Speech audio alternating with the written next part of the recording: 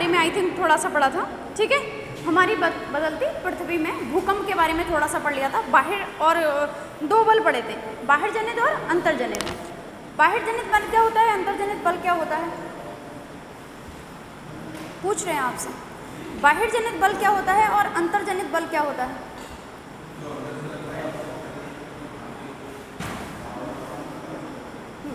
तो जो बाहर से लगता है, ऐसा ही लिख सकते हैं कि जो बाहर से लगता है उसे बाहर ही ताप और दाब होता है। अंतर्जनित होगा, कुछ एग्जाम्पल बता सकते हैं? बाहर जनित बल के बता दीजिए।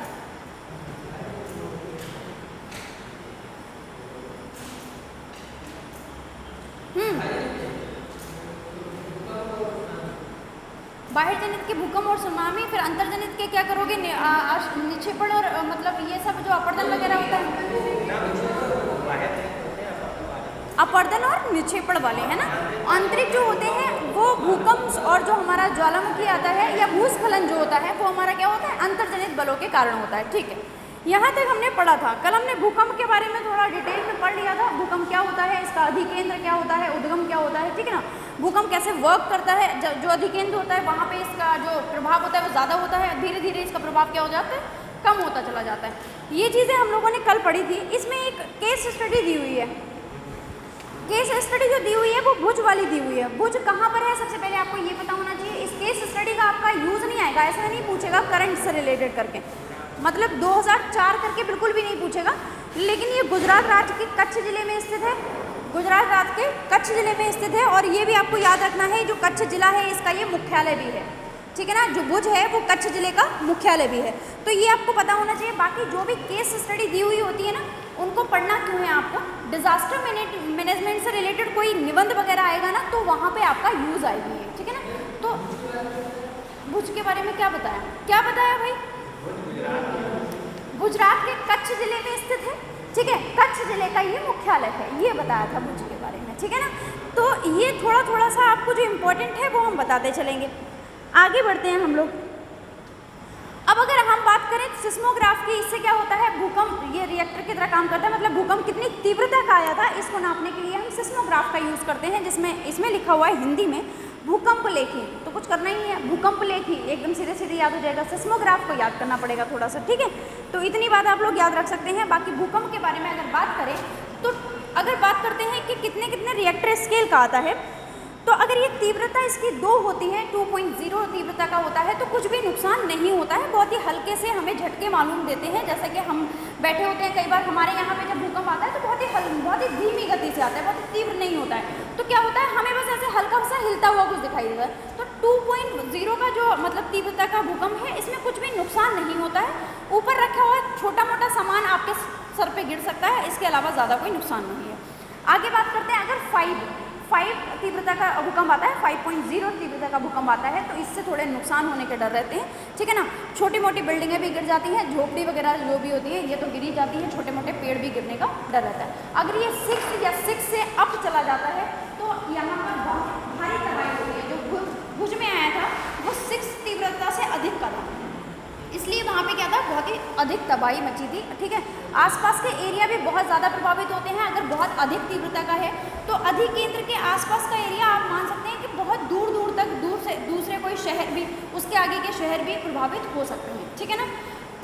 अगर 2.0 का है तो जहाँ आया है अधिकेंद्र में थोड़ा बहुत ही पता चलता है, दूर तक इसकी तरंगें नहीं जा पाती। बात समझ आ रही, बस इतना ही था। उसके बाद हम लोग आगे बढ़ते हैं, मुख्य स्थलाकृतियों की बात करते हैं। मुख्य स्थलाकृतियाँ क्या होती हैं भाई, जो भी स्थलाकृतियाँ, जो भी स्थल पे आपको आकृतियाँ दिखाई दे रही हैं, ये दोनों आकृति, ये जो आकृतियाँ दिखाई देती हैं, ये सिर्फ और सिर्फ किसका काम है, अपक्षय और अपर्दन का काम होता है। किसका काम होता है, अपक्षय और अपर्दन का काम होता है। क्या मतलब है अपक्षय और अपर्दन का, अपर्दन का मतलब है कोई भी भूखंड क्या हो जाता है, टूट फूट जाता है। कोई भी शैल जब टूट फूट जाती है तो वो अपक्षय करती है, कोई भी भूखंड अगर टूट फूट जाता है तो वो क्या करता है, अपर्दन करता है।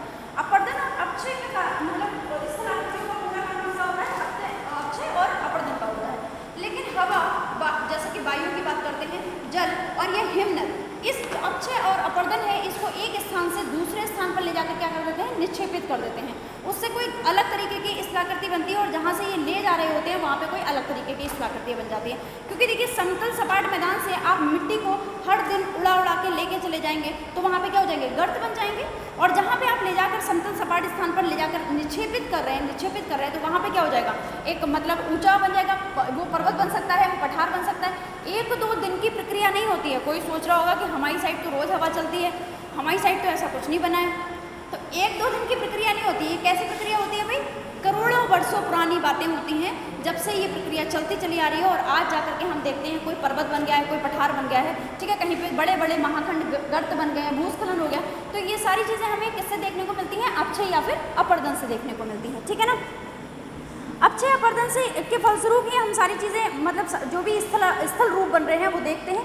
उसके अलावा हम नदियों के मतलब जो नदियों के कार्य होते हैं, एक एक के कार्य पढ़ लेते हैं। नदियों के क्या कार्य होते हैं,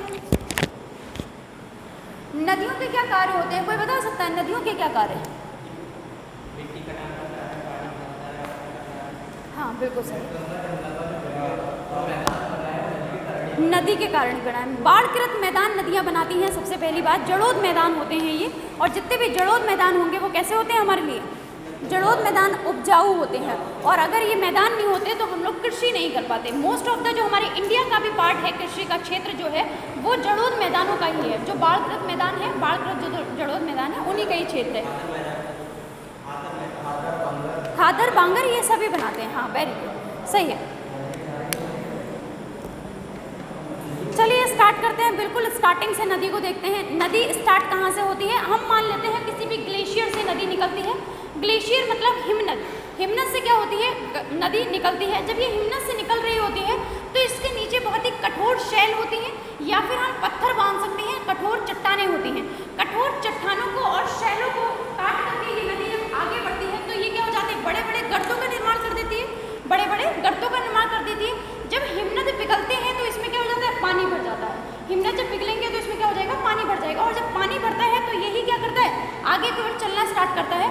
और जब ये पानी, हिमनद बहुत ऊंचाई पर होते हैं, सभी को पता है हिमनद किसी के घर के आसपास तो होंगे नहीं, ठीक है, कोई समतल सपाट भूमि पे तो हिमनद होंगे नहीं। ग्लेशियर की बात कर रहे हैं तो ग्लेशियर कहाँ होंगे, ये ऊंचाई पर होते हैं। जब ऊंचाई पर ये पानी जब ऊंचाई से नीचे किसी कठोर चट्टान पर गिरता है तो ये एक जलप्रपात बनाता है। क्या बनाता है, जलप्रपात बनाता है। और ये देखने में बहुत ही सुंदर लगते हैं, हम सभी को मोहित करने वाले होते हैं। जलप्रपात है ना, सभी लोग चाहते हैं कि हम कुछ बन जाएं, उसके बाद कुंजीकुटम घूमने जाएंगे, कोई सोचता है जो जलप्रपात घूमने जाएंगे, ठीक है, लेकिन उसके नीचे खड़े नहीं होना एकदम से।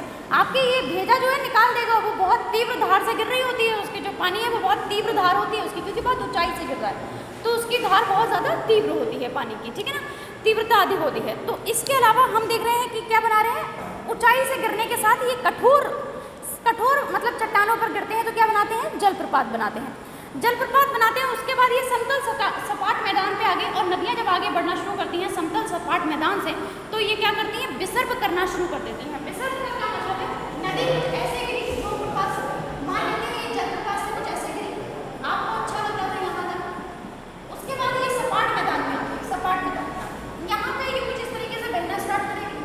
उसके बाद बहते बहते एक सपाट स्थान है तो ये एक ही रास्ते को नहीं कहते हैं कि क्या करेगी, विसर्ग करना शुरू कर देती है। क्या कर देती है, विसर्ग करना शुरू कर देती है। इसको क्या बोलेंगे, विसर्ग बोलेंगे।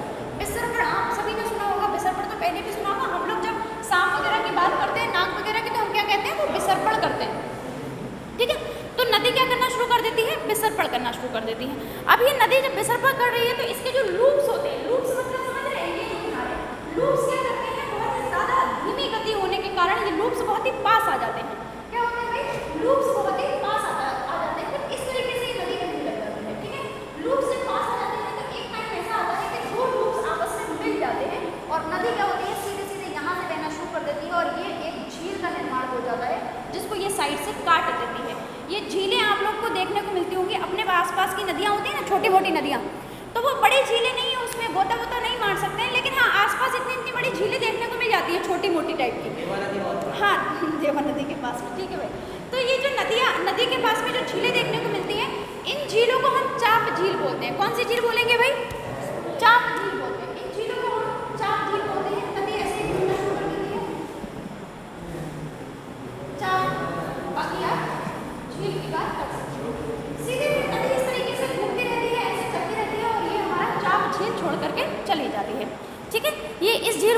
बोलते हैं, चाप झील बोलते हैं। और ये झील किससे छोड़ी जाती है? नदी द्वारा छेड़ी जाती है। अब अगर हम बात करें नदी की, नदी में क्या होता है, अगर पानी की मात्रा अधिक होती है तो ये क्या करते हैं, तटों से बाहर आ जाती है, अपने तटों से बाहर आकर बहती है। और अपने तटों से बाहर आकर बहने के बाद हम बोलते हैं कि बाढ़ आ गई है। और जब ये वापस अपने तटों से के अंदर बहने लग जाती है तो वो जो निक्षेपण अपने साथ लेके आई थी, बालू लेके आई थी, वो जो बाढ़ आई थी उस वाले क्षेत्र में छोड़ करके चली जाती है। और उस क्षेत्र को हम बाढ़कृत उपजाऊ मैदान बोलते हैं। क्या बोलते हैं? बाढ़कृत उपजाऊ मैदान बोलते हैं। समझ आया बाढ़कृत उपजाऊ मैदान कैसे बन रहे थे? नदी जो थी, नदी में बाढ़ आई, बाढ़ आने की वजह से वो अपने जो तट थे उनके बाहर बहने लगती है। जब बाहर बहेगी, कुछ एक टाइम ऐसा आएगा कि पानी कम भी होगा, तो बाहर जब बहने लगती है तो जो भी अपने साथ लेके आई थी, क्या लेके आई थी, कुछ भी मतलब अपर्दन करके जो लेके आई थी, मलबा वगैरह, उसके साथ में उसके बालू के कण हो सकते हैं, छोटे मोटे कंकर पत्थर हो सकते हैं, वो सारे के सारे क्या कर देती है, नदी के आसपास तटों पर छोड़ देती है और वापस से अपनी स्थिति में बहना शुरू कर देती है। तो वो जो तटों के आसपास उसने छोड़ा है वही क्या बन जाते हैं, हमारे बाढ़कृत मैदान बन जाते हैं। और ये जो बाढ़कृत मैदान बनते हैं हम आगे बढ़ेंगे, ये जड़ोद बोलते हैं, जड़ोद होते हैं। और जड़ोद के साथ साथ ये खादर होते हैं। इसके दूर की जो भूमि कहलाती है वो हमारी बांगर कहलाती है, जो पास की भूमि कहलाती है वो क्या कहलाएगी, खादर कहलाएगी। ठीक है ना। खादर जो होते हैं, बोला जाता है कि इनमें अगर आप बहुत ज़्यादा उपजाऊ होते हैं, अगर किसी भी तरीके का फर्टिलाइज़र आप यूज़ ना करें तो भी यहाँ पर आपकी कृषि हो सकती है। अच्छा, बात करते हैं लक्षद्वीप की, करंट की। अगर आप देखें तो लक्षद्वीप में क्या है, अभी लक्षद्वीप ने बोला है, क्या बोला है भाई, हाँ भारत बोलने वालों को बोलो। लक्षद्वीप ने बोला है कि विदाउट फर्टिलाइजर, मतलब वो किसी भी तरीके का उर्वरक का यूज़ नहीं कर रहे हैं और वो पूरी तरीके से कैसी खेती करने जा रहे हैं भाई, जैविक खेती करने जा रहे हैं। ठीक है ना, पूरी तरीके से जैविक खेती कर रहे हैं। कौन? लक्षद्वीप वाले, उन्होंने ऐसा बोला है और ये लिखित में भी वो दे चुके हैं। और वहाँ की खेती, अब हम वहाँ का कोई भी चीज़, उनकी खेती की या उनसे रिलेटेड कोई भी चीज़ हमारे मार्केट में आएगी तो उसका क्या होगा, रेट बढ़ा हुआ होगा। हम वही लौकी अपने यहाँ पे 10 रुपये किलो खरीदेंगे, लेकिन उनकी लौकी को हम 40 रुपये किलो खरीदेंगे, क्योंकि वो क्या है, जैविक है। हम बोलेंगे, यहाँ वाले लोग क्या बोलेंगे, ये ले लो, लेकिन जो वहाँ वाले लोग हमारी मार्केट में बैठे होंगे वो क्या कहेंगे, हमारा जैविक है, हमने इसमें किसी भी तरीके का फर्टिलाइज़र यूज़ नहीं किया है। तो हम लोग क्या करते हैं, यही इसी से तो बचना चाहते हैं ना, हम जैविक ही तो खाना चाहते हैं। तो इसीलिए तो हम छतों पर आजकल लोग छोटी छोटी थोड़ी थोड़ी सब्जियाँ उगा लेते हैं। ठीक है, वो किस लिए, जैविक के चक्कर में, कि उसमें अलग अलग तरीके का मतलब खाद नहीं लगा हुआ है, तो वो हमारे लिए क्या है, ज़्यादा उपयोगी है। तो वहाँ की हर एक चीज़ की क्या हो जाएगी, अब जो भी कृषि है, जो भी खाद्यान्न है, वो वहाँ का सबसे महंगा बिकेगा। बात समझ आ रही है? ठीक है, तो ये था हमारा किसकी बात, लक्षद्वीप की बात। थोड़ी करंट में थी, आपको बता दिया। उसके बाद ये बिसर वगैरह करती है, सिक्किम में तो है, सिक्किम का पहला ही है और दूसरा ये लक्षद्वीप बना, मतलब केंद्र शासित प्रदेश पहला है। केंद्र शासित प्रदेश की अगर बात करते हो तो पहला है। इससे पहले जो जैविक कृषि करने वाला राज्य है वो सिक्किम है। ठीक है, अब बात करते हैं जो नदी के किनारे ऊंचे ऊंचे हम लोग बना देते हैं, वो हम उनको तटबंध बोलते हैं। ऊंचे ऊंचे मतलब नदी इधर आर पार ना जाए, इस तरीके से होता है। उत्थिल तटों को, उत्थिल मतलब ऊंचे तटों को हम क्या बोलते हैं, तटबंध बोलते हैं।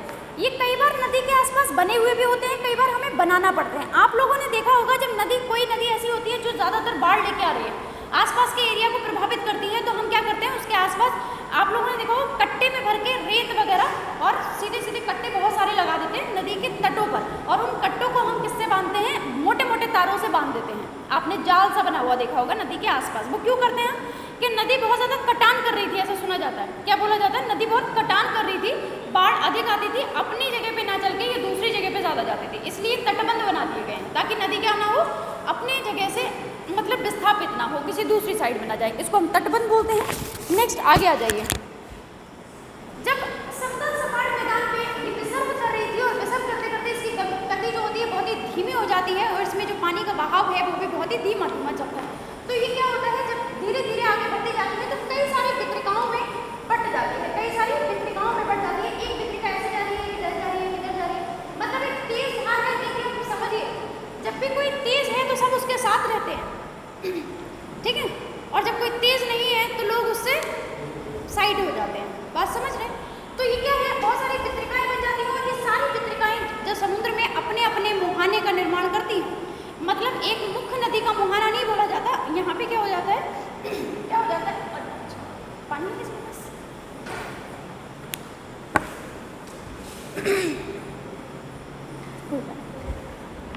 नेक्स्ट टाइम तुम्हारा भी है।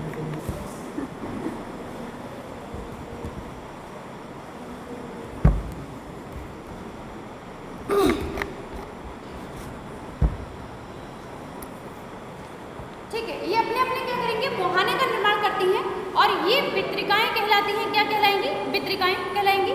अपने अपने मुहाने का निर्माण करती हैं। और यहाँ पर अगर आप देखें नदी, जो मेन नदी अपने साथ क्या लेके आई थी, कुछ मलबा लेके आई थी। वितरिकाओं में जब बढ़ जाती है तो ये सभी नदियाँ, छोटी छोटी जो वितरिकाएं हैं, ये मलबे का निक्षेप कर देती हैं और इस सभी को संग्रहित करके अगर हम देखते हैं तो इसी को हम क्या बोलते हैं, डेल्टा बोलते हैं। इसी को हम क्या बोलेंगे, डेल्टा बोलेंगे। तो डेल्टा समझ में आ गया, विसर्प समझ में आ गया, चाप झील समझ में आ गया, बाढ़ग्रस्त मैदान समझ में आ गया होगा।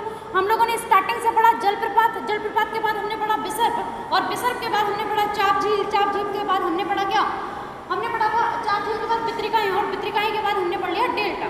बात समझ में आ गई, सारी चीज़ें हो गई। ये नदी के काम होते हैं, ये नदी के हमने काम देखे हैं, छोटी छोटी बातें। आगे बढ़ते हैं हम लोग। समुद्र तरंग के कार्य क्या होते हैं, समुद्र तरंग के कार्य को देखेंगे हम लोग। समुद्र तरंग क्या क्या कार्य करते हैं।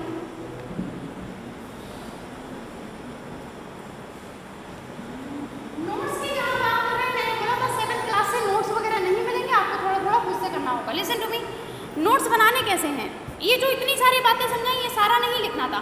नदी के कार्य ऊपर हमने लिख लिया। सबसे पहले क्या, जलप्रपात बनाएगी, जलप्रपात के बाद हमारा क्या बनाएगी, विसर्प बनाएगी।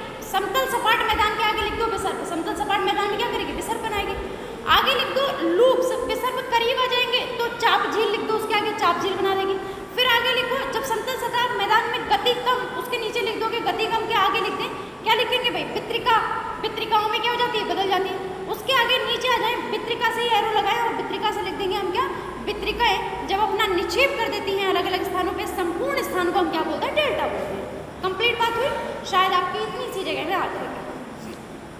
ये तो था नदी के कार्य। हम लोग बात करते हैं समुद्र के कार्य क्या होते हैं। समुद्र तरंगों के कार्यों की बात कर रहे हैं। ठीक, स्टार्ट करें, कोई कुछ लिख तो रहा नहीं है, ठीक। समुद्री जो तरंगे होती हैं ये अपर्दन और निक्षेपण के कारण तटीय स्थलाकृतियों का क्या करती हैं, निर्माण करती हैं। तटीय स्थलाकृतियाँ क्या होती हैं, समुद्र के तटों पर जो स्थलाकृतियाँ हमें देखने को मिलती हैं, जो हमें दृश्य देखने को मिलता है, वो हमारा किसके द्वारा होता है, समुद्र की तरंगों के द्वारा वो बनाया जाता है। समुद्र तट के किनारे अगर क्या है, शैल है, तो शैलों पर समुद्र तट क्या होते हैं, लगातार टकराते जाते हैं, जिससे एक दरार बन जाती है। शैलों में क्या हो जाती है, एक दरार बन जाती है। जैसे कि मान लेते हैं, ये आप इसको एक शैल मान सकते हैं, देखिएगा ध्यान से, शैल मानेंगे। समुद्र जब जो समुद्र मतलब लहरें हैं बार बार इससे टकराएंगी, आ जाए, ठीक है, बार बार इससे टकराएंगी तो ये क्या हो जाएगा, दरार बन जाएगी। अब मान लेते हैं यही एक दरार है और ये दरार क्या हो जाएगी, बार बार टकराते रहोगे किसी चीज़ को। आप लोगों ने देखा होगा कि आप गमले में पानी एक लोटे की टूटी से अगर डालते हैं और एक ही जगह पे हर दिन डालते हैं तो गमले में भी एक होल हो जाता है और धीरे धीरे आपको उसकी जड़ें दिखने लग जाती हैं। जो पेड़ लगाया आपने उसकी जड़ें दिखने लग जाती है और हमें वापस से उसमें थोड़ी मिट्टी डालनी पड़ती है। समझ आ रही है? तो जो लहरें होती हैं क्या करती हैं, बार बार जब टकराती रहेंगी तो ये जो दरार बनी थी इसका आकार क्या हो जाता है, बढ़ता चला जाता है। एक टाइम आता है कि नीचे का जो मतलब जो निचाई पर है चट्टान, उसको काट देती है पूरी तरीके से। ये कुछ इस तरीके का बन जाता है। क्या बन जाता है, इस तरीके का बन जाता है। तो जब इस तरीके का बन जाता है इसे हम समुद्री मेहराब बोलते हैं। क्या बोलेंगे, मेहराब बोलेंगे। मेहराब को आप लोगों ने हिस्ट्री में शायद पढ़ लिया हो या फिर आगे आने वाले टाइम में पढ़ेंगे। जब भी हम मुगल काल पढ़ेंगे तो मेहराब की बात आती है। स्थलाकृतियों में जब आप पढ़ेंगे कला एवं साहित्य, उसमें आप लोग पढ़ेंगे मेहराब किसकी है, मुगल काल की स्थलाकृतियाँ। ठीक, तो ये किसका रूप ले लेती है भाई, मेहराब का रूप ले लेती है। एक टाइम आता है कि जो समुद्री तरंगे हैं वो इससे बार बार जब टकराती रहती है तो इसके छत को भी गायब कर देती है, इसके छत जो है इसको भी गायब कर देती है। तो जो पार्ट खड़े हुए रह जाते हैं, ये जो खड़े हुए पार्ट रह जाते हैं इसको हम स्लैक बोलते हैं। क्या बोलेंगे, स्लैक बोलेंगे। खड़े हुए पार्ट को क्या बोलेंगे, स्लैक बोलेंगे।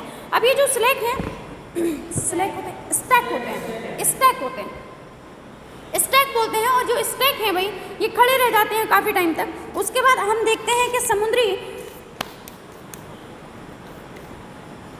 के किनारे कुछ ऊंचाई पर आपको शैल दिखाई देते हैं, उनको हम समुद्री भंगुर बोलते हैं।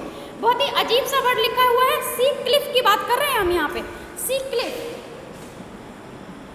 ठीक है, ये सी क्लिफ की बात की है इन्होंने, जो लिखा है समुद्री भंगुर, आई डोंट नो दैट क्या है। ठीक है, ये सी क्लिफ की बात की है। जैसे कि आप लोगों ने देखा होगा समुद्र हर जगह पे, कि समुद्र ही थोड़ी ना है, आसपास कुछ ऊंचाई वाले क्षेत्र भू स्थलाकृतियाँ दिखती हैं। तो आप लोगों ने देखा होगा कुछ लोग ऐसे छोटे शॉर्ट वीडियोस आजकल तो बहुत सारी आती रहती है, हम लोग देखते हैं कि कोई समुद्र में छलांग लगा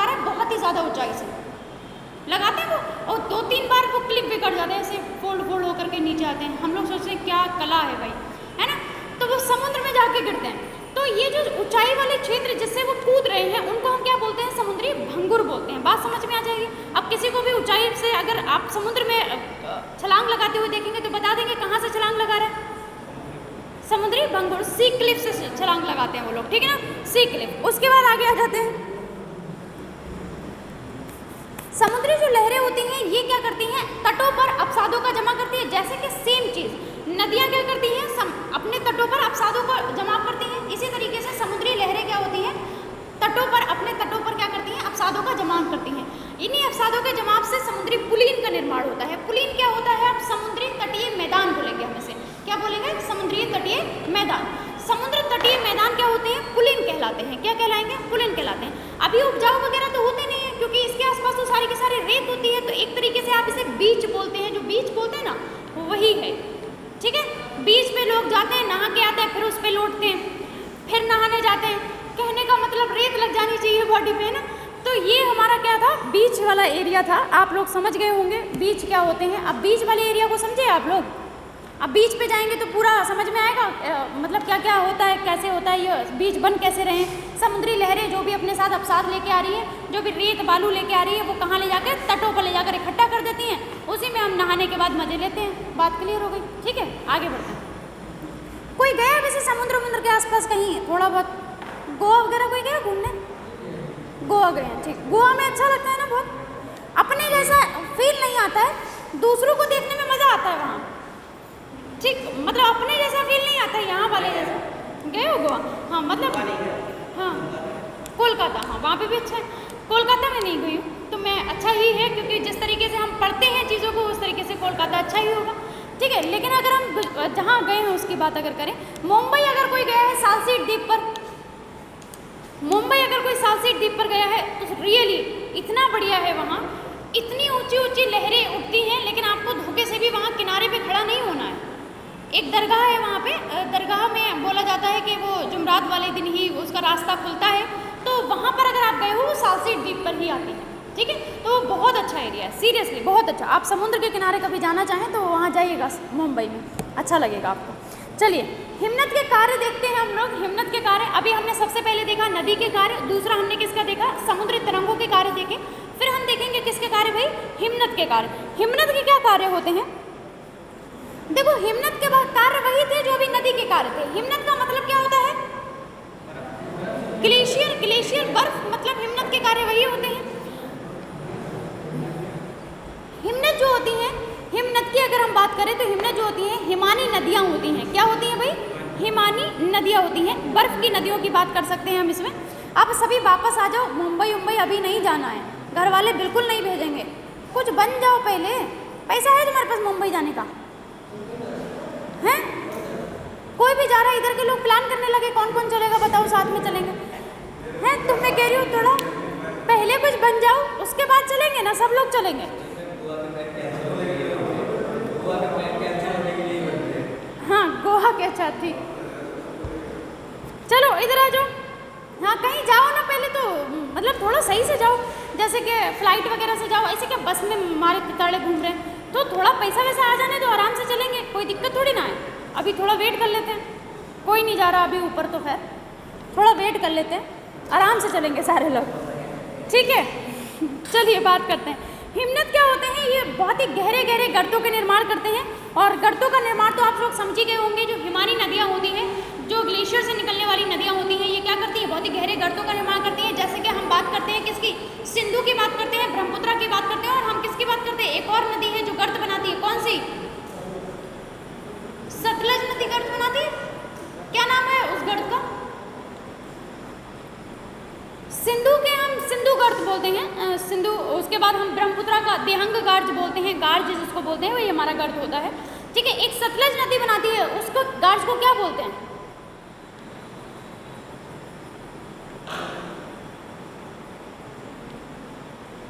वेरी नाइस,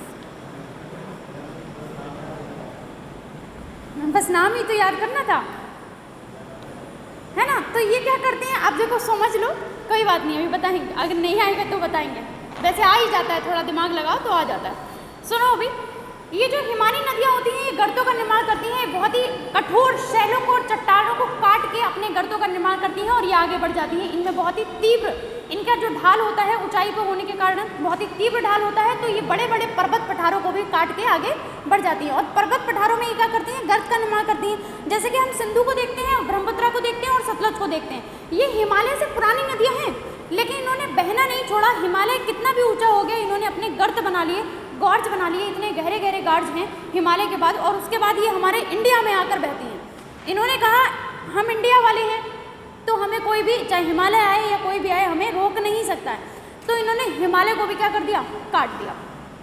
हिमनद के कारण में एक चीज़ और देखेंगे, जो हिमनद होते हैं ये जो अपने निक्षेप करते हैं, इन निक्षेपों को हम क्या बोलेंगे भाई, हिमनद हिमोड़ बोलते हैं। क्या बोलते हैं, हिमनद हिमोड़ बोलते हैं। अभी तक हम सबके निक्षेप देख रहे हैं, नदियों के जो निक्षेप होते हैं वहाँ पे हम डेल्टा बोलते हैं, जो समुद्री तरंगों के जो निक्षेप होते हैं हम उनको समुद्री पुलीन बोलते हैं, और अभी हम जो हिमनद के निक्षेपों को देख रहे हैं वो हम क्या बोलते हैं, हिमनद हिमोड़ बोलते हैं। तो तीनों को कनेक्ट कर पा रहे हैं आप लोग, आराम से इसी तरीके से देखते चलिएगा। आगे बढ़ते हैं हम लोग। पवन के कार्य देख लीजिए आप लोग, पवन के क्या कार्य होते हैं। पहली बात तो पवन हमने कल बताया था, जो गर्म जल, क्या किससे भाई, हाँ मिल गया, जो किससे गर्म, मतलब हम बोलते हैं निम्न दाब से उच्च दाब, उच्च दाब से निम्न दाब की ओर चलती है, उच्च दाब से निम्न दाब की ओर चलती है, उसे हम पवन बोलते हैं। समझाया भी था। तो पवन के जो कार्य है, रेगिस्तान में अगर हम बात करें तो सारे कार्य पवन के ही हैं, क्योंकि रेगिस्तान में आप लोग बताइए हिमनद है क्या, रेगिस्तान में हिमनद है क्या, नहीं। अगर हम बात करें तो वहाँ पे नदियाँ हैं, नहीं है, तो वहाँ पे इसका मतलब जल नहीं है, जल नहीं, नदियाँ नहीं है, जल नहीं है, हिमनद नहीं है, जल नहीं है, तो बचा क्या, एक पवन ही तो बचा जो निक्षेपण का काम करता है, मतलब किसी भी जगह से कोई भी चीज़ को उठाना और दूसरी जगह पहुँचाना। कौन कौन काम करता था, पानी काम कर रहा था, मतलब पानी काम कर रहा था, उसके अलावा हमारा कौन काम कर रहा था, हिमनद काम कर रहे थे और पवन काम कर रही थी। अब रेगिस्तान की जब बात हो रही है तो ओनली कौन बचता है, पवन बचता है। तो रेगिस्तान में सिर्फ पवनों के काम होते हैं। ये क्या करते हैं, जब रेगिस्तान में पवन बहती है, जब पवन बहती है तो ये अपने साथ बहुत सारा क्या लेके जाएगी, रेगिस्तान में क्या मिलेगा उसको, रेत। रेत को उड़ा करके बहुत ही अधिक मात्रा में, जब इसकी गति तेज होती है तो अधिक मात्रा में रेत को उड़ा करके दूसरी जगह पर ले जाकर क्या कर देती है, निक्षेप कर देती है। और ये पवन की जो गति थी वो एकदम से अगर धीमी हो जाती है तो रेत के सारे कण एक ही जगह पे गिर जाते हैं, जिसकी वजह से छोटे छोटे रेत की पहाड़ियाँ दिखाई देने लगती हैं। रेत की क्या होने लगती हैं, छोटी छोटी पहाड़ियाँ दिखाई देने लगती हैं, जिसको आप बालू टिब्बा बोलते हैं। कोई रेगिस्तान में गया है, राजस्थान में गया है, मतलब राजस्थान में ऐसे बालू टिब्बे देखे हैं, राजस्थान में बालू टिब्बे आपको जगह जगह पे नॉर्मली देखें। हाँ, वो तो हमें दूर से देखने पे पानी जैसा, एक वो सफारी एक अलग चीज़ होती है। अच्छा, एक चीज़ होती है जो दूर से देखने पे मिरक, वो मिरक मरीचा कभी कभी हम लोग को यहाँ पे भी देखने को मिलती है, रोड पे, ठंडी रोड पे आप चल रहे हो और बहुत तेज़ की गर्मी हो तो मिरक मरीचा देखने को मिलती है। हमें लगता है आगे रोड पे पानी फैला हुआ है, ठीक है, लेकिन वहाँ तक पहुँचते हैं तो लगता है और आगे पानी फैला हुआ है। तो इसीलिए जो राजस्थान वाले लोग होते हैं, या फिर हम बात करें कि जो रेगिस्तान वाले लोग होते हैं, वो पानी की तलाश में इसी तरीके से आगे बढ़ते जाते हैं, लेकिन उनको पानी कहीं नहीं मिलता, क्योंकि वो क्या होता है, एक तरीके से मृग मृक्षा होती है जो दूर देखने पे पानी दिखाई देता है। ठीक है, चलिए, बालू टिब्बा समझ में आया कैसे बनता है। पवन के द्वारा रेत उड़ा करके ले जाया जाता है। तीव्रता बहुत अधिक होती है, इसलिए रेत बहुत ज़्यादा उड़ के जाती है, लेकिन जैसे ही तीव्रता कम होती है तो इन कणों में जो भारीपन होता है ये एक ही जगह पे गिर जाते हैं और ये किसका निर्माण कर देते हैं, बालू टिब्बे का निर्माण कर देते हैं। और दूसरी चीज़, पवन की अगर हम बात करें कि जो तीव्रता थी वो एक साथ बहुत दूर तक चलती है, तो थोड़े थोड़े कर हर जगह पे गिरते चलेंगे रेत के, तो इससे हमारा लोयस बनता है। क्या बनता है, लोयस का मैदान। आप लोगों ने चीन में पढ़े होंगे, चीन में क्या पढ़ते हैं आप, लोयस के मैदान पढ़ते हैं। तो लोयस के मैदान कैसे बनते हैं, समझ आ गया। रेत जो है पवन के द्वारा उड़ा करके दूर तक ले जाई जाती है और एक मैदान में दूर तक निक्षेपित कर दी जाती है, इसको हम लोयस बोलते हैं। और जब भी पवन के द्वारा रेत को एक ही स्थान पर निक्षेपित कर दिया जाता है तो बालू टिब्बा बन जाता है। क्लियर हुई बातें, ठीक है, वेरी गुड। चीन में विशाल लोयस निक्षेप पाए जाते हैं, बिल्कुल सही है, इन्होंने बताया भी है। ठीक, ये आपकी बात कंप्लीट हो गई। आई थिंक इसके क्वेश्चंस करने चाहिए या नेक्स्ट हम लोग टॉपिक स्टार्ट कर लें। क्वेश्चन, चलिए ठीक। प्लेटें क्यों घूमती हैं, क्वेश्चन है भाई। पृथ्वी के आंतरिक भाग में द्रवित मैग्मा, लावा नहीं, द्रवित मैग्मा जो क्या है बहुत ही गर्म है और क्या है, आप वो हमेशा क्या कर रहा है, गति कर रहा है, जिसकी वजह से हमारी प्लेटों में क्या होती है, धीमी गति होती है। नेक्स्ट देखो, बाहिर जनित अंतर्जनित बल क्या है, वही सेम क्वेश्चन आते ही पूछा था मैं।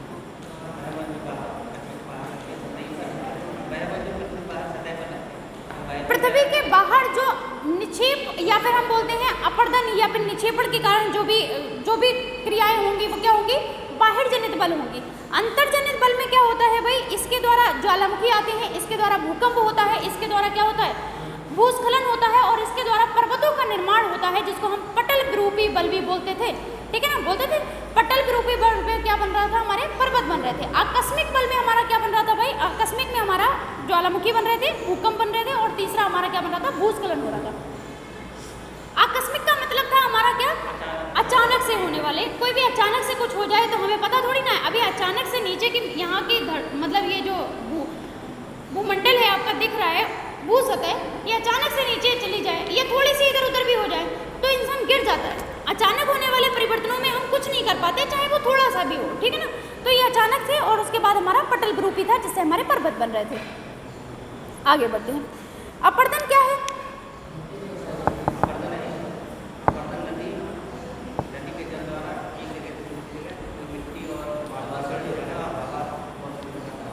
ठीक, अधूरा था, ठीक था।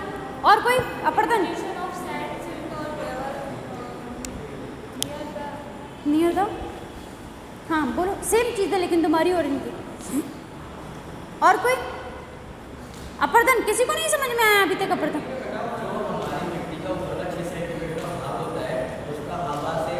पानी से, हिमनद से, हाँ, एक स्थान से दूसरे स्थान पर पहुंचना निक्षेपण कहलाता है। बस यही गलती कर रहे हो।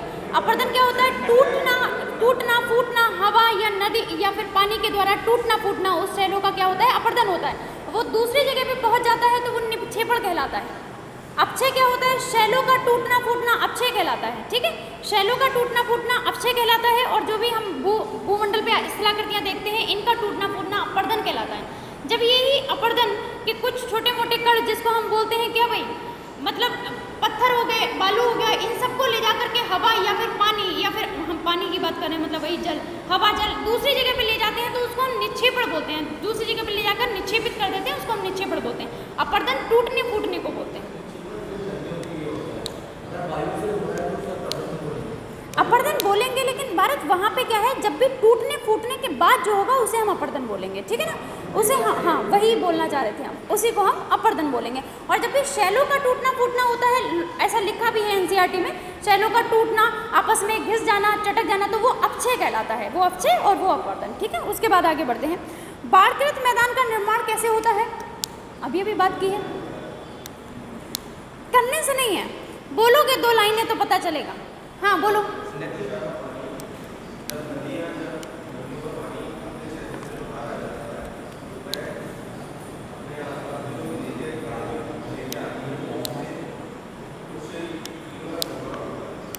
उससे ठीक है।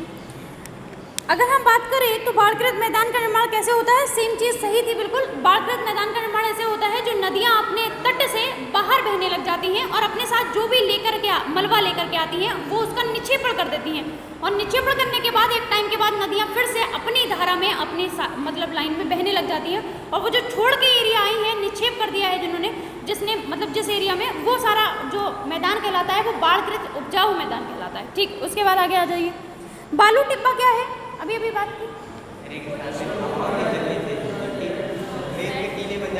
रेत के टीले बन जाते हैं हवाओं के चलने से। ठीक था, पवन के चलने से, पवन बहने के कारण रेत जो उड़ा करके एक स्थान से दूसरे स्थान ले जाते हैं, और उससे छोटे छोटे किसके, रेत के टिब्बे टाइप के बन जाते हैं, पहाड़ियाँ बन जाती हैं, उन्हें हम बालू टिब्बा कहते हैं। कोई बात नहीं। समुद्री पुलिन का निर्माण कैसे होता है, समुद्री तरंगों के द्वारा लाए गए अवसाद जब तटों पर क्या कर दिए जाते हैं, निक्षेपित कर दिए जाते हैं, तो इनसे क्या होता है, समुद्री पुलिन का निर्माण होता है। ठीक है, चाप झील क्या है, बोलते जाओ, मुझे समझ में आता है। इधर का भी कोई कुछ बोल रहा है, इधर का भी बोल रहा है, बोलो आप लोग। हाँ, चाप झील क्या होता है, नदियाँ जब विसर्प करने लग जाती हैं और इनके लूप से जब पास आ जाती हैं, तो एक टाइम आता है कि ये लूप से मेन नदी से क्या हो जाते हैं, अलग हो जाते हैं, ये झील का निर्माण करते हैं, उसी को हम चाप झील बोलते हैं। ठीक, चलिए ध्यान से सुनिएगा, इसमें से कौन सी समुद्र तरंग की विशेषता नहीं है? समुद्र तरंग की विशेषता नहीं है। शैल बोला है, किनारा बोला है, समुद्री गुफा। शैल, शैल क्या होंगे भाई? समुद्री तरंग की विशेषता नहीं होंगे। हिमनद, किनारा तो समुद्री तर का, समुद्री किनारे की तो बात होती है समुद्री तरंगों में, ठीक है, बी कैसे आ जाएगा? हिमनद की निक्षेपण विशेषता है हिमोड़, ठीक है, क्लियर हुआ ना? हिमनद का जो निक्षेपण है वो हिमोड़ बनाते हैं, ठीक है। पृथ्वी की आकस्मिक गतियों के कारण कौन सी घटना होती है? ज्वाला।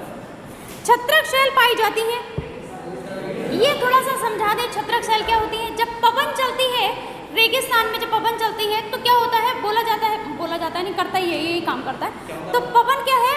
ऊपरी तल को काटने से बेहतर कहाँ? नीचे काट पाता है। तो ये क्या होता है? शीर्ष जो होते हैं थोड़े चौड़े हो जाते हैं और जो मतलब इनका आधार है ये बहुत ही संकीर्ण हो जाता है। जब शीर्ष चौड़े हो जाएंगे, आधार संकीर्ण हो जाएगा तो ये छाता के आकार की आकृति बन जाती है, इसी को हम छत्रक शैल बोलते हैं। क्लियर हुई बात? ठीक, आगे बढ़ते हैं। चाप झील यहाँ पाई जाती है नदी घाटी में, ठीक। एक नेक्स्ट जो क्वेश्चन है इसका सही सा आंसर देना होता है, ये थोड़ा सही टाइप का क्वेश्चन है। इसी टाइप के क्वेश्चन हमारे यूपीएससी भी बनाता है कई बार। निम्नलिखित स्तंभों को सही मिलान मतलब करना है, दो इसमें से छूट भी जाएंगे, कोई एक छूटेगा नहीं, दो ही छूटेंगे। देखो, हिमनद का क्या लगाएंगे आप लोग? बर्फ की नदी। विसर्प का क्या लगाएंगे? नदियाँ। पुलीन, समुद्री तट। बालू टिप्पा, रेगिस्तान। जलप्रपात, संस्तर शैल, कठोर संस्तर शैल से निकलते हैं। वेरी गुड, ठीक है। भूकंप, कंपन, वेरी गुड, ठीक, सब पास हो गए। आगे बढ़े, ठीक। वायु की बात करेंगे आगे हम। किसकी बात करेंगे? वायु। पीछे वाला जो हमारा एक मिनट टॉपिक था उसके एक वो क्वेश्चन आंसर रह गए थे। लिसन, पृथ्वी की 3 परतें क्या हैं? पृथ्वी की 3 परतें क्या हैं?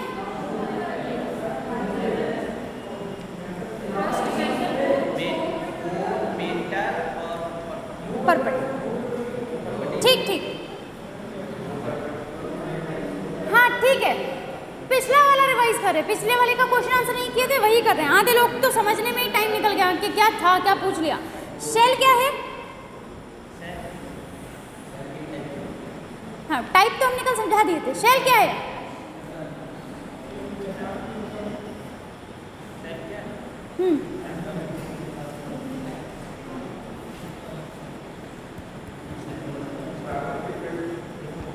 प्राकृतिक पिंड।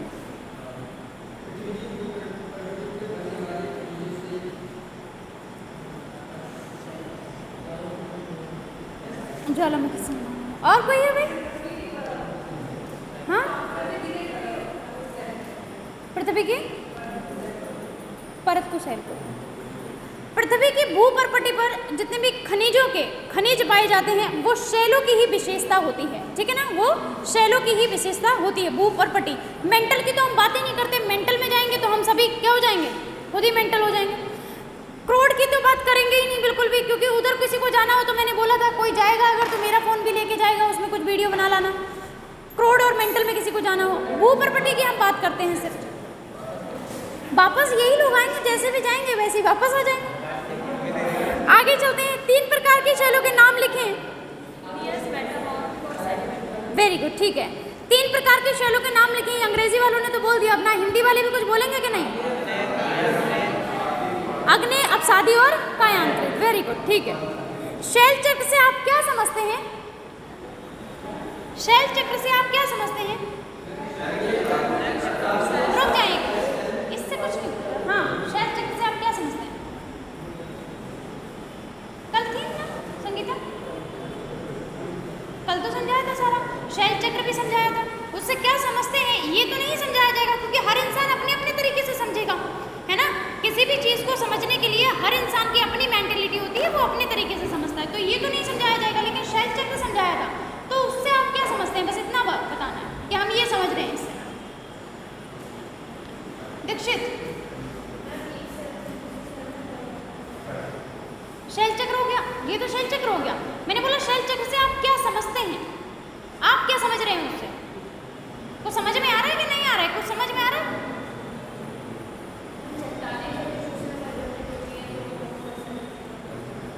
ठीक, हाँ अरुण बताना चाह रहे थे कुछ, अब बताओ। शैल चक्र से आप क्या समझते हैं? चट्टानें जो एक दूसरे से परिवर्तित होती हैं वही आप शैल चक्र से समझते हैं?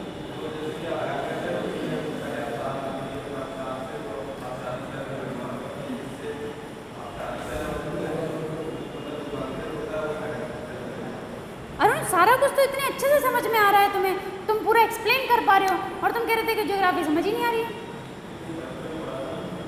जब बचपन वाला याद है, कल वाला याद नहीं है जो हमने सारा कुछ बताया था? बचपन वाला तो किसी को याद नहीं रहता भाई, बचपन वाला तो मुझे भी याद नहीं है आज तक कि क्या पढ़ा था।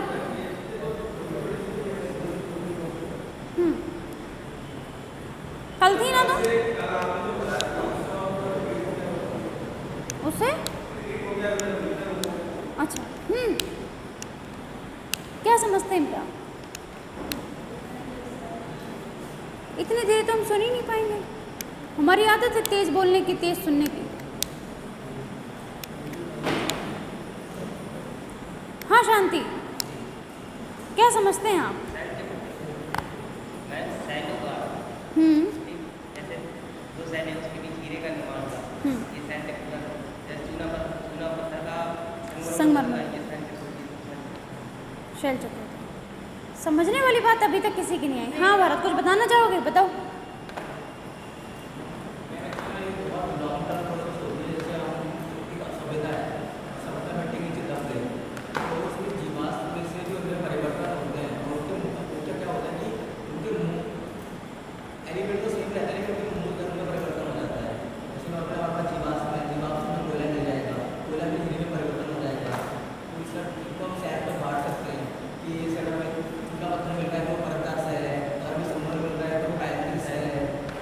ठीक है, और कोई?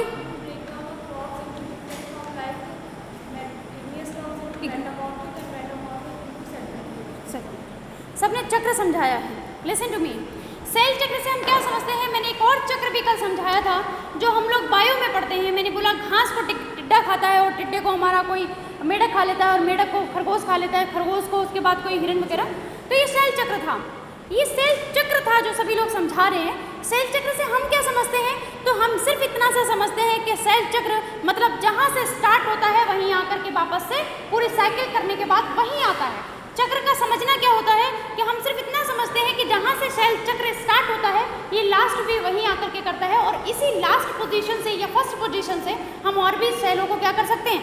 अलग अलग रूप में विभाजित कर सकते हैं, अलग अलग यहीं से बनती हैं और यहीं से वापस से फिर वही बन जाता है। तो चक्र का मतलब है कि जहाँ से हमने स्टार्ट किया था हम लास्ट वहीं पे आएंगे। ठीक है, तो यही था। बाकी अलग अलग बहुत सारी चीज़ों को लिखने की जरूरत नहीं पड़ेगी। ठीक, उसके बाद शैलों के क्या उपयोग हैं? शैलों के उपयोग बता दो, 2-3 तो हमने भी बताए थे, आप अपने हिसाब से भी बता सकते हो।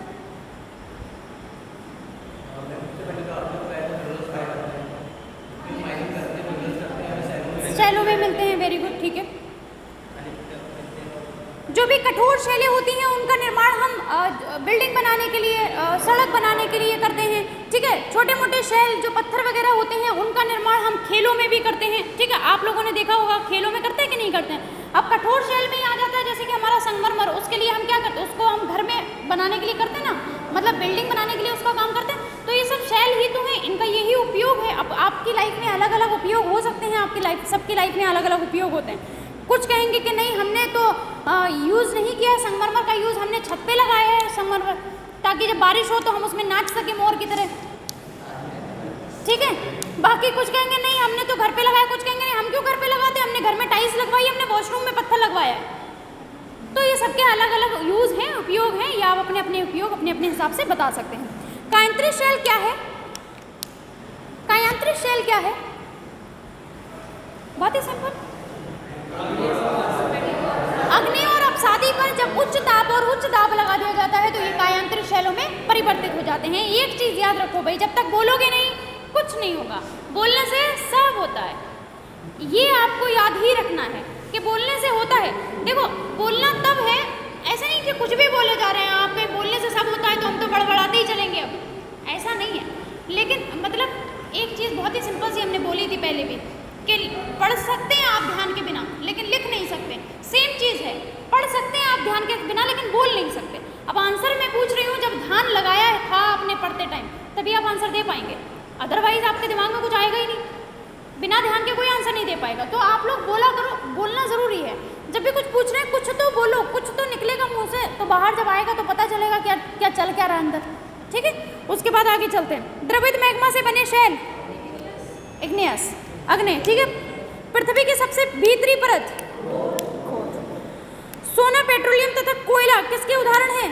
खनिज के। शैल जिसमें जीवाश्म होते हैं बताया था, अक्षादी। पृथ्वी की सबसे पतली परत है, सभी को पता है। अब देखो, स्तंभों को मिलान करने की बात कही है इन्होंने, सही जोड़े बताने की बात कही है। उधर चले गए, 3 इधर आ गए। करोड़ को आप क्या लिखेंगे? सबसे भीतरी परत, बिल्कुल सही है। खनिज,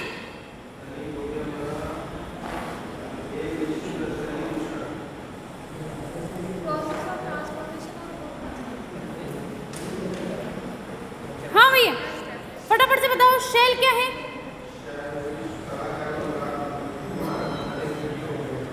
सड़क एवं इमारत बनाने के लिए उपयोग भी हो सकती है। स्लेट में, हाँ ठीक है, स्लेट में बदलना भी हो सकती है। इसमें कई सारे आंसर इसके ही लग रहे हैं हमें। स्लेट में जो बदलती हैं ये भी क्या होती हैं? शैलें ही होती हैं। नेक्स्ट देखो क्या है, चिकनी मिट्टी, नहीं सही है, वही सही था, चिकनी मिट्टी स्लेट में बदल जाती है। उसके बाद सियाल, ठीक है, बहुत बढ़िया, आगे बढ़ जाते हैं। वायु की बात करते हैं। वायु वही जो आज आप लोगों को ठंडी रोड पे थोड़ा अच्छा फील करा रही होगी चलते टाइम। कभी कभी ऐसा लगता है कि बहुत अच्छा जब मौसम होता है, सुबह सुबह के टाइम पे आ रहे हैं तो स्कूटी तो चला रहे हैं लेकिन आंखें बंद कर लें और हाथ खोल लें, है ना। आगे से पता नहीं, फिर वो लगता है ना कि आगे से कोई आके ठोक भाग जाएगा तो ज़िंदगी यहीं पूरी हो जाएगी 2 मिनट के चक्कर में। ठीक, हाँ पीछे वाले कर सकते हैं ऐसा, लेकिन कई बार ऐसा होता है मैं भी मिनट भर के लिए कर लेती हूँ। अच्छा, थोड़ा सुकून मिल जाता है जब देखते दूर तक कोई नहीं आ रहा है तो 2 मिनट के लिए बंद कर लो। ठीक है, ऐसा होता है। ये वायु ही है जो हमें क्या करती है, हमारा मन मोहित कर लेती है। ठीक है ना, अलग अलग टाइप में अलग अलग प्रतीत करने वाला जो हमें, अगर हम सेगमेंट बोलें तो ये वायु ही है। वायु क्या करती है? वायु के कारण ही क्या होते हैं? मौसम परिवर्तन हो जाते हैं। दिन प्रतिदिन होने वाला जो परिवर्तन है, वायुमंडल में जो परिवर्तन होता है, दिन प्रतिदिन होने वाले परिवर्तन को ये मौसम बोलते हैं। यही तो बात है, वायुमंडल में दिन प्रतिदिन होने वाले परिवर्तन को हम क्या बोलते हैं? मौसम बोलते हैं।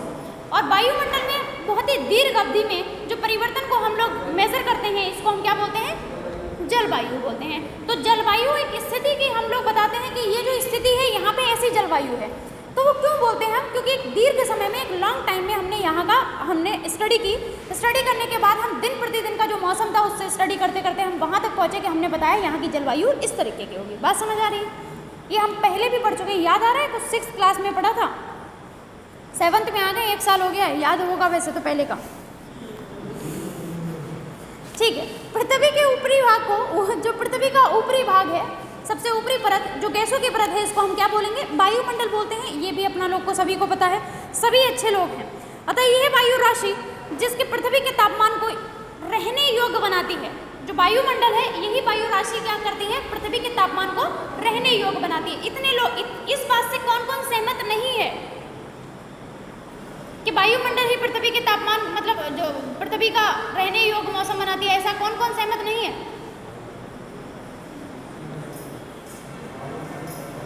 पता नहीं, न्यूट्रल इंसान है तुम लोग। इतने न्यूट्रल मत बनो, पलायन मत कर जाना किसी दिन, अंतरिक्ष में पहुंच जाओ कहीं। जब कोई चार्ज ही नहीं होगा तो पलायन ही तो करेगा, क्या करेगा फिर? न्यूट्रॉन प्रोटॉन वगैरह पड़े हैं आप लोग, उन पे चार्ज होता है, वो एक चार्ज नहीं होता है। ये लोग इनसे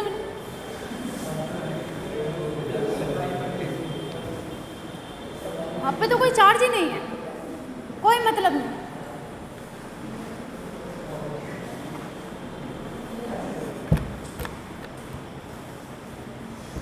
वायुमंडल के संघटक बताए गए हैं भाई, फटाफट से समझ लेंगे। वायुमंडल के संघटक क्या है? इसमें नाइट्रोजन, ऑक्सीजन, बहुत ही प्रमुख दो गैसें हैं। उसके बाद हम बात करते हैं दूसरा एक और प्रमुख गैस तीसरी, जिसको हम कार्बन डाइऑक्साइड बोलते हैं।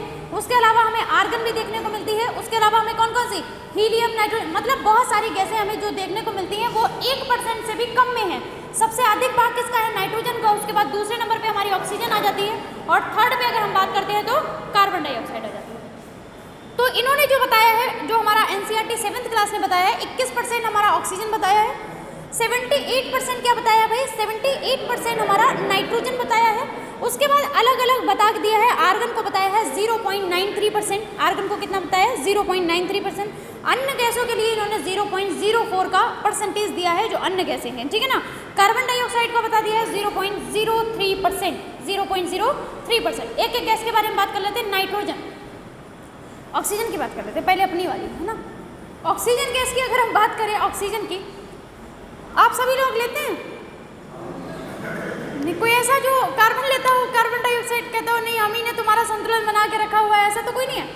जितने भी जीव जंतु हैं या हम भी जो जीवधारी में आते हैं ना, ये सारे के सारे क्या करते हैं, ऑक्सीजन को ग्रहण करते हैं, एब्जॉर्ब करते हैं और कार्बन डाइऑक्साइड को क्या करते हैं, रिलीज करते हैं, कार्बन डाइऑक्साइड को छोड़ते हैं। कार्बन डाइऑक्साइड को कौन लेता है, पेड़ पौधे कार्बन डाइऑक्साइड को लेते हैं और हम लोग क्या करते हैं, ऑक्सीजन को लेते हैं। हाँ,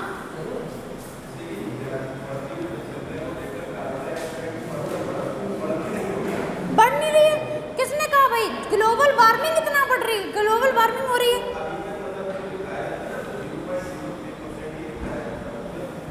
अरे ये बिल्कुल वो वाली दिखाया जाता है, ये जो मतलब 0.03% जो दिखाया जाता है प्राकृतिक, जो पहले से बनती चली आ रही है। एट प्रेजेंट हम कहते हैं ना कि कार्बन डाइऑक्साइड की मात्रा बढ़ रही है, जिसकी वजह से क्या हो रहा है, ग्लोबल वार्मिंग हो रहा है। इतना ग्लोबल वार्मिंग की वजह से हम कितनी सारी चीज़ों को सह रहे हैं जो पहले नहीं थी, वो आज हो रही है। तो ये सिर्फ कार्बन डाइऑक्साइड की मात्रा बढ़ने के कारण ही होता है, ठीक है। जीवाश्म ईंधन को जब हम जला देते हैं, कार्बन डाइऑक्साइड की मात्रा क्या हो जाती है, बढ़ जाती है। वायुमंडल में कार्बन डाइऑक्साइड की मात्रा बढ़ रही है, ठीक। इस पर ध्यान नहीं देंगे, वो प्राकृतिक रूप से जो पहले से लिखती चली आ रही है वही वाली बात, महान लोग, ठीक है। तो ये जो ऑक्सीजन का काम था बस इतना ही था इनके हिसाब से, जो इस क्लास के एनसीईआरटी के हिसाब से, कि जो जीवाश्म पादप जो होते हैं या फिर हम जीवधारी की बात करते हैं, तो वो ऑक्सीजन को ग्रहण करते हैं और कार्बन डाइऑक्साइड को रिलीज करते हैं। और जो भी पेड़ पौधे हैं वो क्या करते हैं, कार्बन डाइऑक्साइड को मतलब वो एब्जॉर्ब करते हैं और रिलीज क्या करते हैं, ऑक्सीजन का रिलीज करते हैं। इसी इन दोनों के मतलब चलते क्या होता है, इस हमारे वायुमंडल में इसका क्या है भाई, संतुलन बना हुआ है। कार्बन डाइऑक्साइड और ऑक्सीजन का संतुलन हमारे जो वायुमंडल में है वो बना हुआ है। अब क्या होता है, कई बार हम जीवाश्म ईंधन जला जलाकर के मतलब जैसे कि खनिज तेल हो गया, जैसे पेट्रोलियम हो गया, ये जीवाश्म ईंधन हो गए, इनको जलाकर कार्बन डाइऑक्साइड की मात्रा वायुमंडल में बढ़ा देते हैं। और कार्बन डाइऑक्साइड की मात्रा जैसे ही वायुमंडल में बढ़ती है तो ये संतुलन बिगड़ जाता है, और संतुलन बिगड़ने के कारण हम क्या बोलते हैं, ग्लोबल वार्मिंग हो रही है, मतलब भूमंडलीय तापन हो जाता है। भूमंडलीय तापन मतलब ग्लोबल वार्मिंग। वायुमंडल में कार्बन डाइऑक्साइड की मात्रा इंक्रीज होना ही हमारा क्या कहलाता है, ग्लोबल वार्मिंग कहलाता है, ठीक।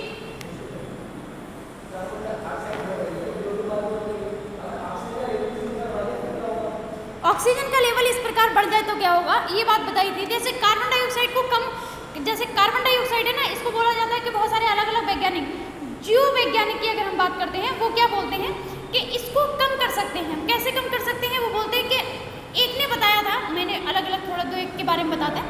एक ने बताया कि क्या करो, जहाँ जहाँ पर भी ये ज्वालामुखी है जिसके बारे में हमें पता है, उनमें क्या करो, ज्वालामुखी विस्फोट करा दो। हमने कल भी बात की थी ज्वालामुखी विस्फोट के बारे में, कहाँ पे हुआ था, जो 2 साल तक उसका असर हमें पृथ्वी पर देखने को मिला।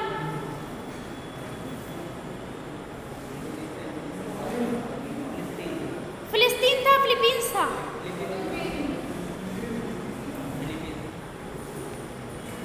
हाँ भाई क्लियर करो।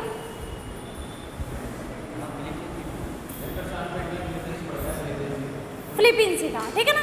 तो फिलीपींस में ज्वालामुखी उद्गार हुआ था, 2 साल तक उसमें हमें देखने को मिला कि 2 साल तक क्या हुआ, ज्वालामुखी उद्गार के कारण क्या हो गया, जो हमारा भूमंडलीय मतलब ऊपर अगर हम देखें वायुमंडलीय जो परत है, इस पर कोहरा छा गया था।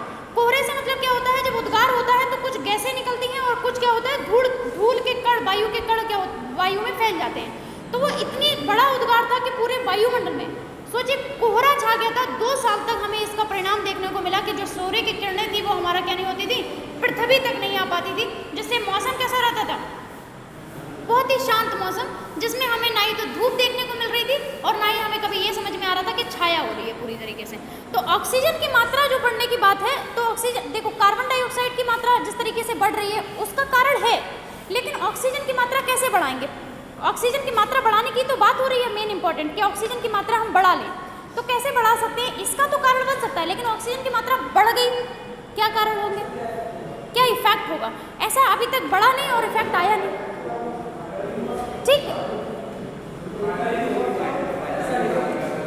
हर चीज का फायदा नहीं होता है। जब भी कोई चीज बहुत ज्यादा अति, देखिए लिसन, किसी भी चीज की अति हो, चाहे वो पॉजिटिव हो चाहे वो निगेटिव हो, किसी भी चीज की अति क्या होती है, हमारे लिए निगेटिव असर ही डालती है, ठीक है। आप कह रहे हैं कि ये फायदा ही होगा, मान लेते हैं कि हमें कोई खाने में कोई चीज़ पसंद है और वो हर दिन हमें मिल रही है, उसका फ़ायदा होगा, तो फ़ायदा नहीं होने वाला। एक टाइम के बाद आप मशीन पे नहीं तुलेंगे, ठीक है, एक टाइम के बाद आप कहीं और ही तुलने जाएंगे, तो ये फ़ायदा नहीं होता है। हर चीज़ का अति क्या होती है, खराब ही होती है। तो ऑक्सीजन का इंक्रीजमेंट की ऐसी अभी तक कोई बात आई नहीं, तो आई थिंक मेरे पास तो ऐसा सॉल्यूशन नहीं है। बस ये बताया जाता है, ये कारण निकल के आते हैं कि हमारा अगर ऑक्सीजन की मात्रा को बढ़ाना है तो कैसे बढ़ा सकते हैं। पेड़ पौधों की वृद्धि करना पड़ेगी हमें, ठीक है। जो हमारा जीवाश्म ईंधन है इसको जलाने के कम करना पड़ेगा, कोयला वगैरह का जो खपत है इसको कम करना पड़ेगा। इससे क्या होगा, कार्बन डाइऑक्साइड की मात्रा कम हो जाएगी, ऑक्सीजन की मात्रा थोड़ी बढ़ जाएगी। ये तक तो बात हुई है अभी तक। ऑक्सीजन का अभी मेरे दिमाग में नहीं आ रहा, कल कुछ रिसर्च वगैरह थोड़ा बहुत करके बात करते हैं, ठीक। चलिए, ऑक्सीजन हो गया, नाइट्रोजन पे आ जाइए जरा। नाइट्रोजन क्या है, वायुमंडल में सर्वाधिक पाई जाने वाली गैस है। और कई बार हम क्या करते हैं, जो हमारा ऑक्सीजन लेते हैं, कई बार नहीं, वैसे हमेशा ऐसा होता है, जब भी हम ऑक्सीजन लेते हैं, ऑक्सीजन क्या करते हैं, एब्जॉर्ब करते हैं, इसके साथ कुछ नाइट्रोजन भी अपने फेफड़ों तक लेके जाते हैं और इसको हम बाहर निकालते हैं, रिलीज कर देते हैं, ठीक है ना। लेकिन अगर हम बात करें पेड़ पौधों की, पेड़ पौधे नाइट्रोजन सीधे सीधे यूज नहीं कर पाते हैं, इसका सीधे प्रयोग नहीं कर पाते हैं। नाइट्रोजन कैसे प्रयोग करते हैं पेड़ पौधे, तो मृदा से, या फिर हम बात करें पेड़ पौधों के, मतलब कुछ जीवाणु रहते हैं इनकी जड़ों में। पेड़ पौधों में क्या है, जड़ों में या मिट्टी में कुछ जीवाणु रहते हैं जो नाइट्रोजन को नाइट्रस में बदल देते हैं, जो नाइट्रोजन को नाइट्रस में बदल देते हैं, और नाइट्रस में बदल जाने के बाद में जो पेड़ पौधे हैं इसका प्रयोग कर पाते हैं, ठीक है। इन्होंने नाइट्रस वगैरह नहीं लिखा है, सिर्फ इतना ही लिखा है, जीवाणु वायु से नाइट्रोजन लेकर इसका स्वरूप बदल देते हैं और उसके बाद हमारा पेड़ पौधे इसको प्रयोग कर पाते हैं, ठीक है। तो नाइट्रोजन को जो स्वरूप बदला जाता है वो नाइट्रस में बदला जाता है। क्लियर हुई बात? चलिए आगे बढ़ते हैं। कार्बन डाइऑक्साइड की अगर हम बात करें, एक अन्य महत्वपूर्ण गैस है। और अगर हरे पौधों की बात करते हैं हम, हरे पौधे अपने भोजन के लिए कार्बन डाइऑक्साइड का प्रयोग करते हैं। और अगर हम बात करें ऑक्सीजन को क्या करते हैं, वो रिलीज करते हैं। उसी ऑक्सीजन का हम क्या करते हैं, यूज़ करते हैं। इसी तरीके से ये जो संतुलन है वायुमंडल में ये बना रहता है। वही हमने सेम चीज़ जो पहले बोल दी वही बात है कि जब भी हम जीवाश्म ईंधन वगैरह का यूज़ कर लेते हैं, कार्बन डाइऑक्साइड की मात्रा बढ़ जाती है और ये बढ़ी हुई मात्रा को हम भूमंडलीय तापन बोलते हैं, जिसको हम भूमंडलीय तापन का मतलब हो जाएगा ग्लोबल वार्मिंग। क्लियर हुई बात? ये हमारा था वायु। वायु समझ में आई? वायु में हमने 3 गैसें पढ़ी, कौन कौन सी? वायु है क्या? वायुमंडल की बात कर लेते हैं। चलो, वायुमंडल क्या है? गैसों का, जो पृथ्वी के ऊपर गैसों का, अलग अलग गैसों का जो मिश्रण, या फिर हम परत बोलेंगे, एक पतली परत है उसको हम वायुमंडल बोल रहे थे। इस वायुमंडल में हमारा इंपॉर्टेंट गैसें हमने देखी, एक तो हमारी नाइट्रोजन है, दूसरी हमारी ऑक्सीजन है, एक कार्बन डाइऑक्साइड है। तीनों इंपॉर्टेंट गैसें हमने देख ली। आगे बढ़ जाते हैं जरा थोड़ा सा। अच्छा, ये बात हम कल भी समझा चुके थे, कल पता नहीं परसों आई थिंक समझाई थी कि वायु की बात कर रहे हैं ये लोग। वायु क्या है? उच्च दाब से निम्न दाब की ओर चलती है। ये बात तो पता है सभी को, उच्च दाब से निम्न दाब की ओर चलती है। जब वायु गर्म होती है तो ये क्या होती है, गर्म होकर फैलकर इसका आयतन बढ़ जाता है और ये फैलकर क्या हो जाती है, ऊपर उठ जाती है। जब ये ऊपर उठ जाती है तो जहाँ से ये वायु ऊपर उठ गई है गर्म दाब, मतलब तापमान की वजह से, वहाँ पे क्या हो जाता है, निम्न दाब का केंद्र बन जाता है। और निम्न दाब के केंद्र को भरने के लिए जो हमारी ठंडी वायु होती है वो क्या करती है, इसकी ओर गमन करना शुरू कर देती है। यही था हमारा निम्न दाब। निम्न दाब का केंद्र जब बनता है तो क्या होता है भाई, चक्रवात आते हैं। निम्न दाब का जो केंद्र बनता है, तो हम सिंपल सी बात समझेंगे कि निम्न दाब का जो केंद्र बनता है तो वर्षा। निम्न दाब का केंद्र बनेगा तो वर्षा। उच्च दाब का केंद्र बनेगा तो मौसम क्या होगा, साफ होगा। मौसम क्या होगा, साफ होगा, क्योंकि जब निम्न दाब का केंद्र बनता है तो चक्रवात आते हैं और चक्रवाती वर्षा होती है। ऐसे ही हम 3 वर्षा पढ़ेंगे, संवहनीय वर्षा होती है, चक्रवाती वर्षा होती है और पर्वतीय वर्षा होती है। किसी ने मुझसे पूछा था संवहनीय वर्षा क्या होती है, उसके बारे में हम लोग अब समझेंगे आराम आराम से। वायुमंडल की संरचना आई थिंक बताने की जरूरत तो नहीं है, फिर भी थोड़ा सा बता देते हैं। वायुमंडल की संरचना की अगर बारे में बात करें तो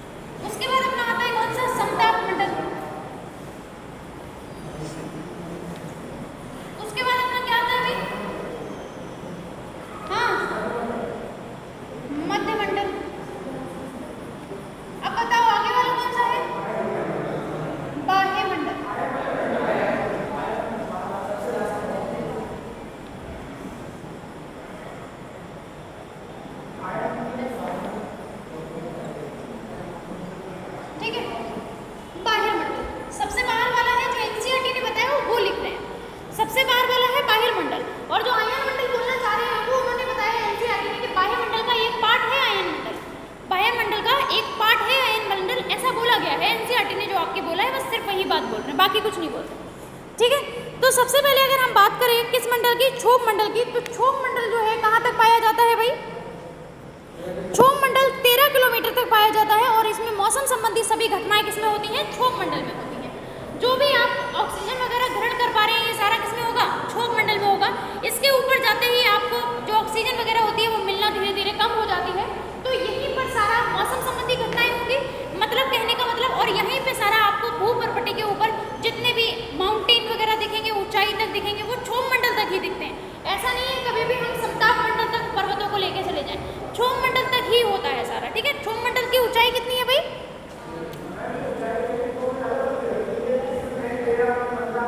एनसीईआरटी पे लॉक कर दो, ठीक है, एनसीईआरटी पे क्या करना है, लॉक कर देना 13 किलोमीटर। एनसीईआरटी के आगे सारे सभी लोग के फेस पे या मुंह पे अगर हम बात करें जिप लग जाती है, इसके बाद तो कुछ होता ही नहीं, ठीक है ना। तो इस जिप को बंद करो, आगे इसके अलावा कुछ भी कहीं भी देखने की जरूरत नहीं है।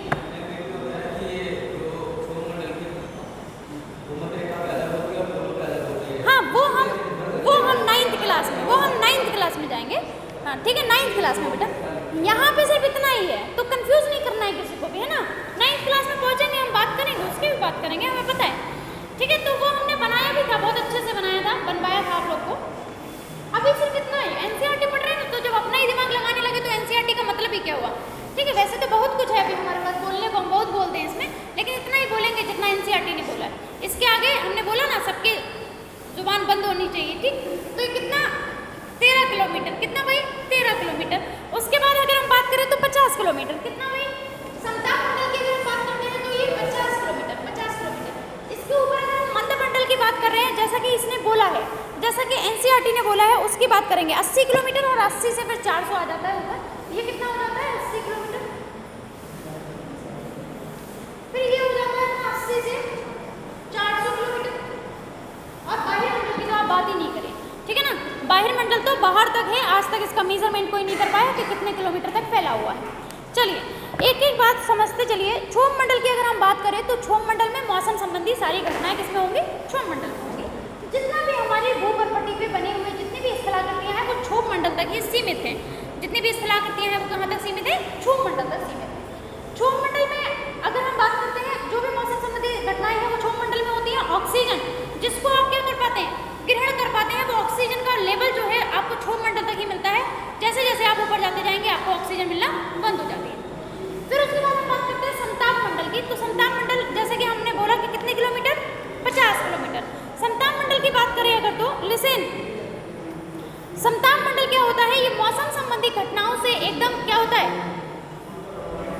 मौसम संबंधी घटनाएं इसमें नहीं होती हैं। समताप मंडल में मौसम संबंधी कोई भी घटना नहीं होती है, इसीलिए बोला जाता है ये वायुयान उड़ाने के लिए सबसे बेहतर मंडल है।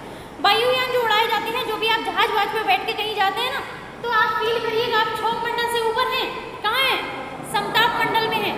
तो समताप मंडल में लेके पहुंच जाते हैं वो आपको, ठीक है। तो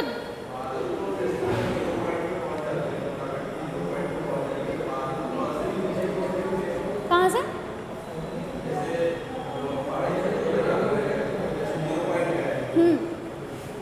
ठीक समझ गए हम, आगे नहीं बोले। हाँ नहीं, बादल तो हमारे यहाँ से भी नीचे दिखते हैं, तो हम क्या समताप मंडल में आइए बात करते हैं। बहुत नीचे, रुक जाइए जरा सुन लीजिए ना। आप कभी दूसरे तीसरे मंजिल की छत पे खड़े होंगे और जब बहुत तेज बादल आते हैं तो हमें लगता है कि हम उनकी छत पे अगर पहुंच जाए तो इन बादलों को छू सकते हैं। ऐसा कई बार होता है, हमारे साथ होता है, अच्छे अच्छे जब बादल बन रहे होते हैं, ठीक है। तो वो बादलों की ऊंचाई तो हमें दूर से देखने में ऐसे ही लगेगी कि हम इनको छू सकते हैं, ठीक है। बहुत ऊंचाई पर अगर आप चले भी जाएंगे तो वो क्षोभ मंडल तक की ही ऊंचाइयां होती हैं, कभी भी समताप मंडल में कोई भी स्थलाकृति नहीं है, ठीक है ना। जैसे कि माउंट एवरेस्ट भी सिर्फ यहीं तक, यहाँ पे बहुत ऊंचा बना है, माउंट एवरेस्ट भी सिर्फ यहीं पे कंप्लीट हो गई है क्षोभ मंडल में, 800 मीटर, इससे ऊंचा कौन सा क्षेत्र है। तो अगर हम बात करें भूपर्पटी पर, तो जितनी भी स्थलाकृतियां हैं वो सिर्फ क्षोभ मंडल तक सीमित है। इसके ऊपर हमारी कोई भी स्थलाकृति हमें समताप मंडल में दिखाई नहीं देती है। 800 मीटर है, ये 8,000 मीटर की अगर हम देखेंगे, 8,000 मीटर की जो ऊंचाई है वो एवरेस्ट की है, सबसे ऊंचा मानते हैं हम लोग, समुद्र तल से सबसे ऊंचा इसी को मानते हैं।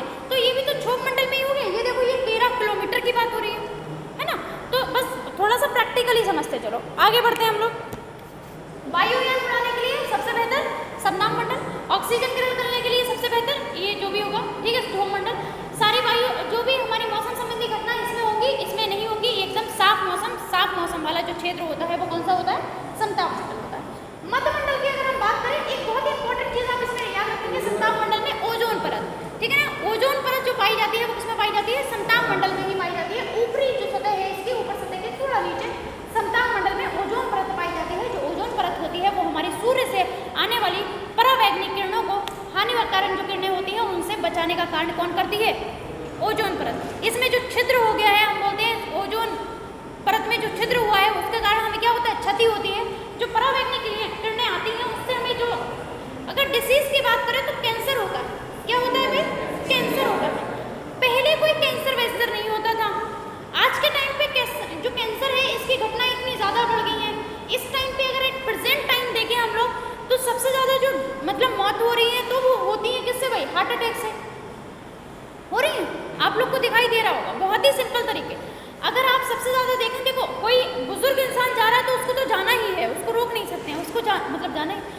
जो भी अगर हम देख रहे हैं जो मतलब सही सलामत लोग 30, 35, 40 साल के, या फिर हम बात करें 25, 30 साल के अप्रोक्सीमेट में, सारे के सारे किससे जा रहे हैं? हार्ट अटैक से जा रहे हैं। ज़्यादातर हार्ट अटैक से लोग चले जा रहे हैं। तो हार्ट अटैक, कैंसर, ये ऐसी बीमारियां हैं जो किससे हो रही हैं भाई? हम देख पा रहे हैं कि ओजोन परत में जो छिद्र हुआ है, जो परावैंगनिक किरणें हैं वो हम तक क्या हो पा रही हैं? आ पा रही हैं। इसी तरीके से अगर हम ग्लोबल वार्मिंग को बढ़ाते रहे तो ओजोन परत पतली होती जाएगी, और जब पतली हो जाएगी तो सूर्य से आने वाली परावैंगनिक किरणें क्या होंगी? इसको भेद देंगी। भेदने का मतलब है कि इसको पार करके हम तक आ जाएंगी, और जब हम तक आ जाएंगी तो आप लोग परिणाम समझ सकते हैं कि परिणाम क्या होने वाला है। ठीक है, आगे बढ़ते हैं। मध्यमंडल हो गया भाई। बाह्य मंडल क्या होता है? बाह्य मंडल को क्या बोला गया है? आयन मंडल बाह्य मंडल का ही पार्ट है, और ये कितने किलोमीटर तक है? 400 किलोमीटर तक फैला हुआ है। दूरसंचार, ये रेडियो मतलब रेडियोधर्मी जो तरंगे होती हैं परावर्तित होकर जो पृथ्वी पर वापस आती हैं, वो कहाँ से आती है? बाह्य मंडल से ही आती है। बाह्य मंडल की हम बात ही नहीं करते हैं। बाह्य मंडल की क्या बात करना है? ये सबसे इतनी बात कर सकते हैं कि बाह्य मंडल की ऊपरी परत और वायुमंडल की सबसे बाहरी परत को हम बाह्य मंडल बोलते हैं। क्लियर हुई बात? ठीक, आ जाइए। मौसम क्या है? यहीं रोक दें क्या? यहीं रोक दें, आगे हम लोग इसका कर लेंगे। हमने दो चैप्टर को कंप्लीट करने के थोड़ा सा ही बचा है, ये हम कल कंप्लीट करेंगे, मौसम एंड जलवायु। ठीक है, हम लोग को अभी क्या करना है? वो सबसे इम्पोर्टेंट काम भी तो करना है, प्रेजेंट वाला।